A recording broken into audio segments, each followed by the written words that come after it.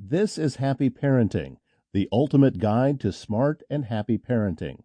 Learn about how to raise happy and responsible children in the 21st century.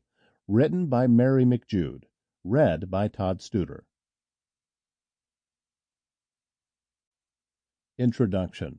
Mommy, how come these little ones get away with things many didn't when they were that age? Is the usual complaint of the eldest children.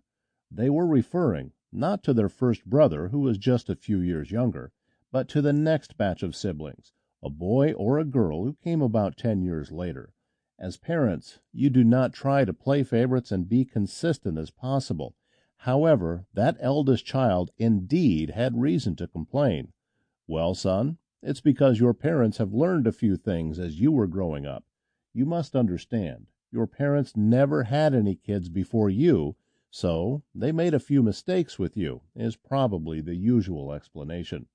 So I am the guinea pig. Why was I born first? Will probably be exclaimed with a smile. If you read Dr. Spock from cover to cover, you will probably be unconvinced about sparing the rod. Didn't that generation produce the juvenile delinquents? You didn't follow the wait till your father gets home practice either. Very young children tend to forget what they are being punished for when you postpone it. Besides, it is assured that you do not want them to have an image of a father as the executioner, just as you dislike the sermons of the old about mortal sin and hellfire. That doesn't mean you should spank them for every little thing. If talking to them or sending them to their room doesn't work, then the slippers will convince them that you mean business. For graver offenses, it's the belt.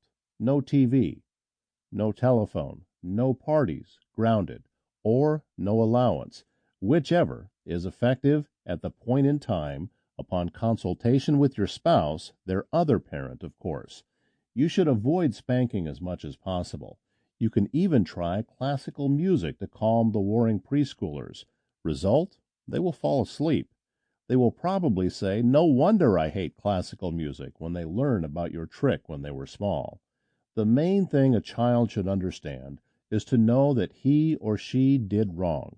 No amount of punishment can correct behavior if the child is not aware of his or her mistake.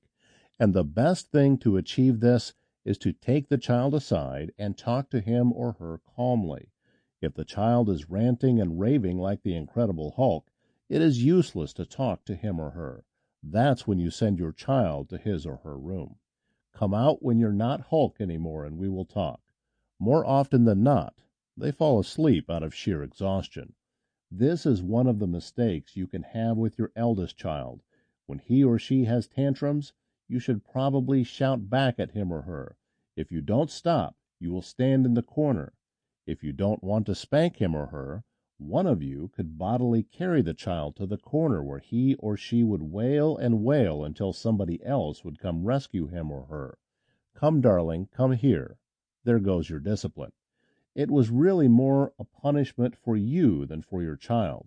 You could summon your child as quickly as possible, but long enough for him or her to know who is boss. When the kids get bigger, you can't spank or make them stand in the corner anymore. Also, they are getting to be too tall for you. They could be menacing.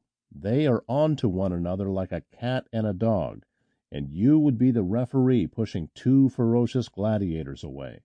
But that is merely a phase. With patience, understanding, and firm guidance, the kids will outgrow it. The only problem with too many kids is that when one starts outgrowing a phase, another gets into it. But you've already had a few years' rest, so with this second batch, you know more or less what to expect. According to knowledge gathered from those who have been parents for 20 years, the various phases that you have observed in your children so far are, first, tantrums at age 2. These are really manifestations of frustrations at the many things they found they could not do until they discovered tantrums do not work.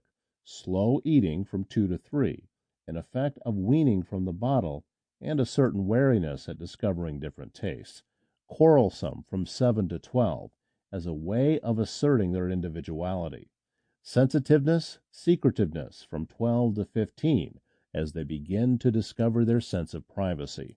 Also, there is a general Sample complete. Ready to continue?